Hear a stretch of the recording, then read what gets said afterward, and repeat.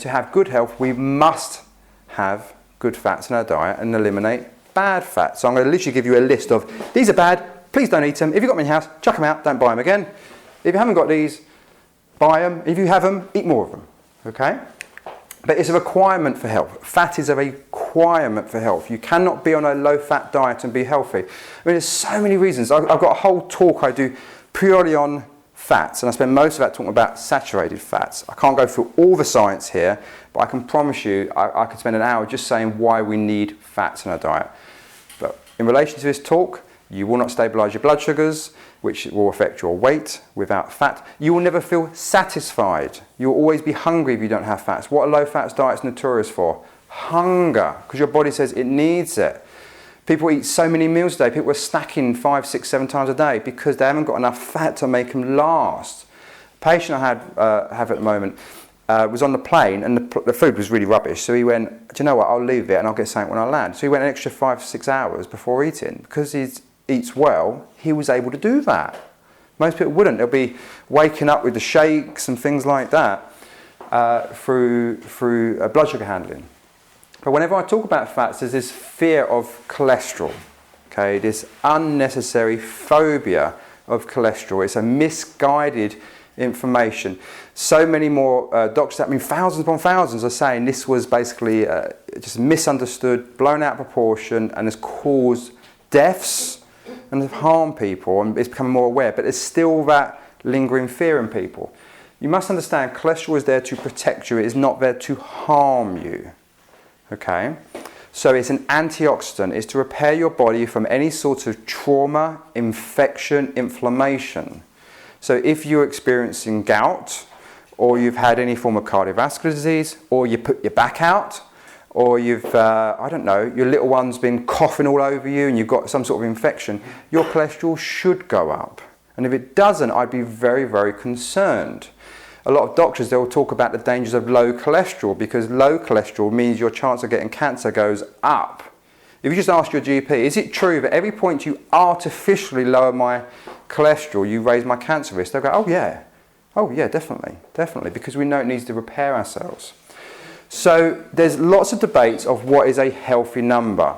If you have a friend that lives in a few different counties and they happen to ask their GP what number they're looking for cholesterol, it will be different. People are just guessing and making it up.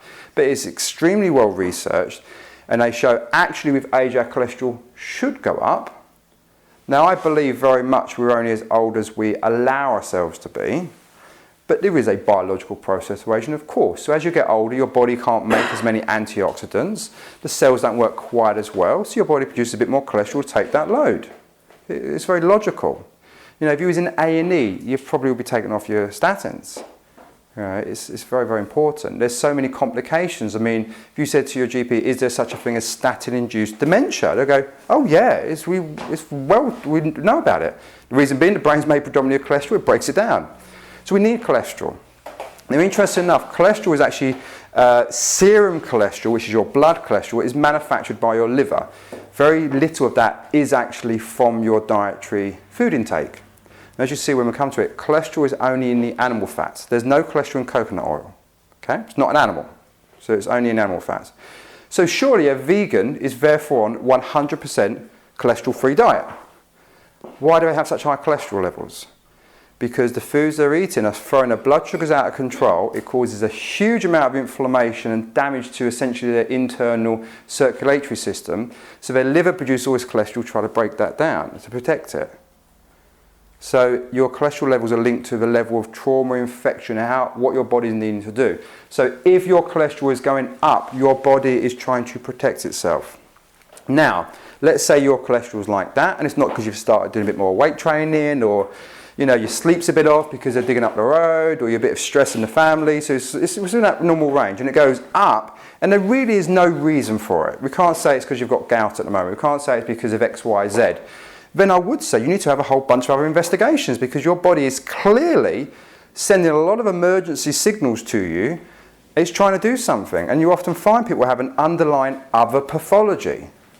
So if someone's got a cholesterol level of, say, 6 and it goes to 12 to 14, and they're well, and you can't figure out why, you need to have a lot of other stuff, and they've probably got something like pancreatic cancer or bone cancer, something, or it could just be a nasty abscess developing.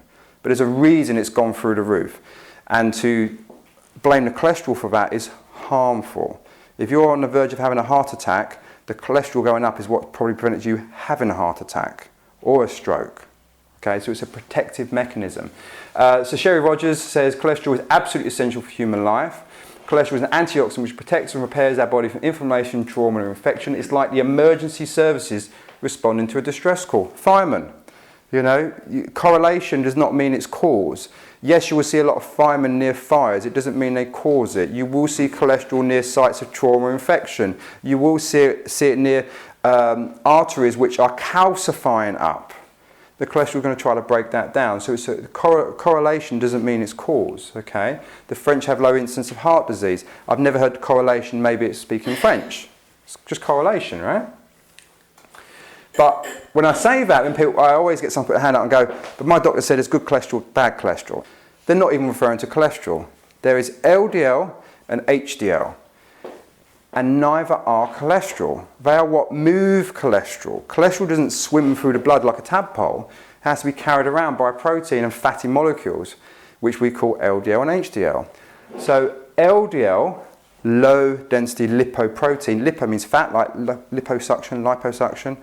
Low density lipoprotein carries cholesterol to the sites of trauma, infection, etc., etc.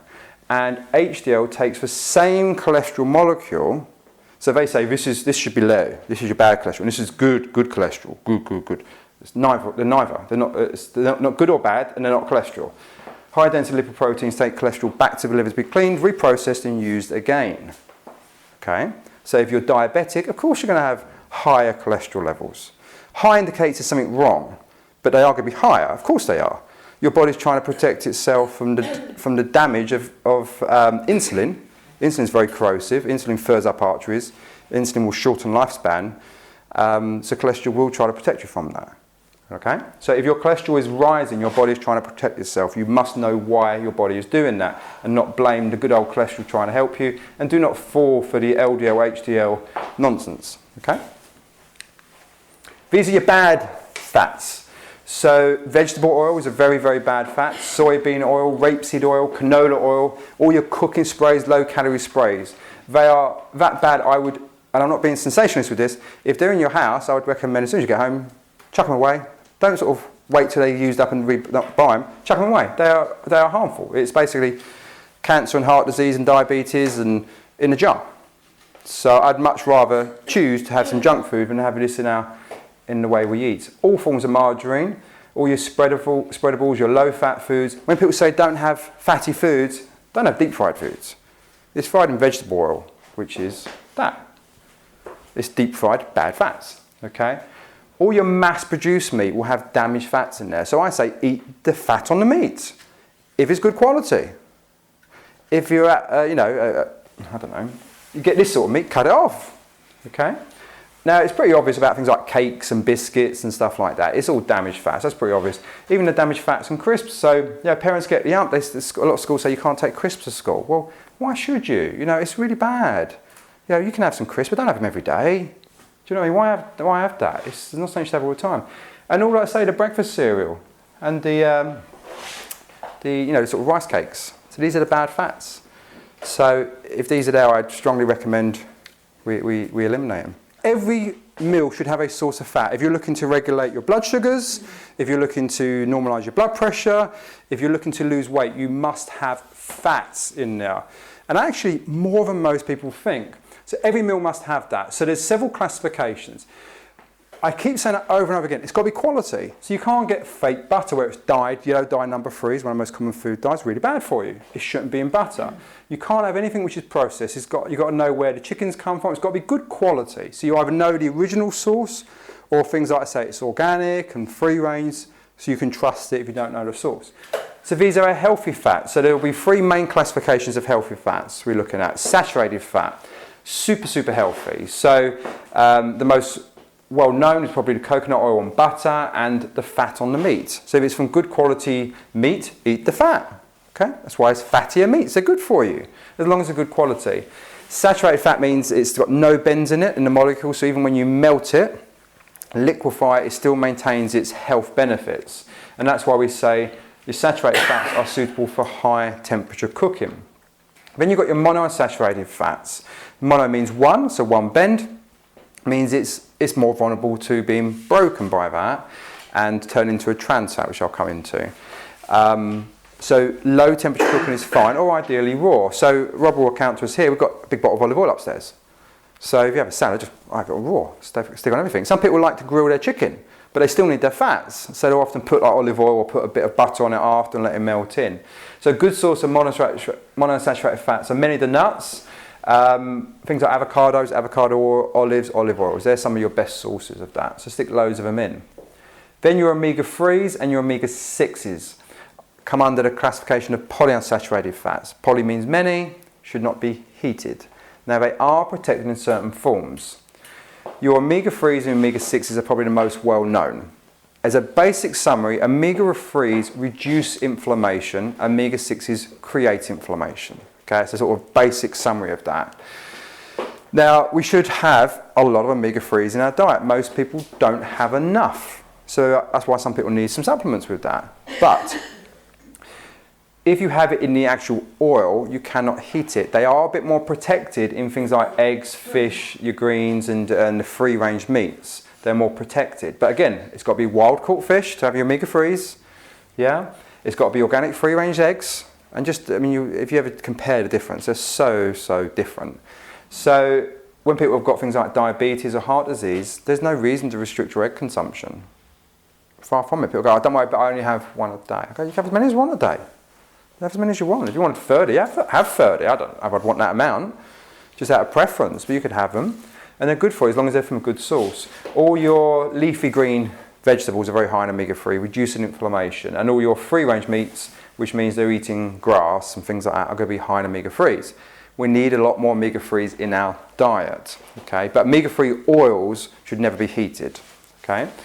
Then you've got your omega-6s. Your omega-6s create inflammation. And reality is we do need some in our diet. You do that, you damage some skin cells, you need to make new cells. You need to create some inflammation. But it's normally so out of control of people, I get people to reduce that. So, when you have your grains, so you have your vegetable oil, which is all like grain, seed oils and grain oils, and you have things like your cereal and your bread and your toast, they're all omega-6s, okay? They should not be heated, but either way they create a lot of inflammation. There's a reason why the number one prescribed drug in this country is anti-inflammatories. And it's because of the excessive consumption of omega-6s. And what does it say about things like cholesterol? It protects itself from inflammation. So a lot of people that avoid meat have a lot of grains in their diet. It causes so much inflammation, that's why their cholesterol goes up, even if they're not eating the cholesterol. When you eat some cholesterol like the ones from butter, and it's good for you, it provides nutrition, your body has no reason to produce excess cholesterol in the blood to do something. You're getting the antioxidants you need from the food. It doesn't need to produce so much. So a lot of people, when they start putting eggs and butter in their diet, their cholesterol will drop down and regulate. And actually, people who have low cholesterol, which is often not treated, they'll put on the same protocol, it'll go up and then regulate. Okay? So these are what we should be having. We should have a source of fat at every meal. Metabolic typing is a test we use which tells you a bit how much specifically you need and the ideal ones for you, but it will still be along this premise. And without fats, our immune system, our health will be compromised. Long-term absence of fat, you will have health issues from it, absolutely categorically, but good quality. So, you want your coconut oil, you want your butter, you want your lard, your ghee if you want, olives, olive oils, avocados, lots of raw, unroasted nuts because you don't want to damage the fats in them. Things like organic free-range eggs, all your wild-caught fish and all sorts of seafood, all your leafy greens and your free-range meats. Quite a lot of foods you can eat to get them healthy fat sources in there.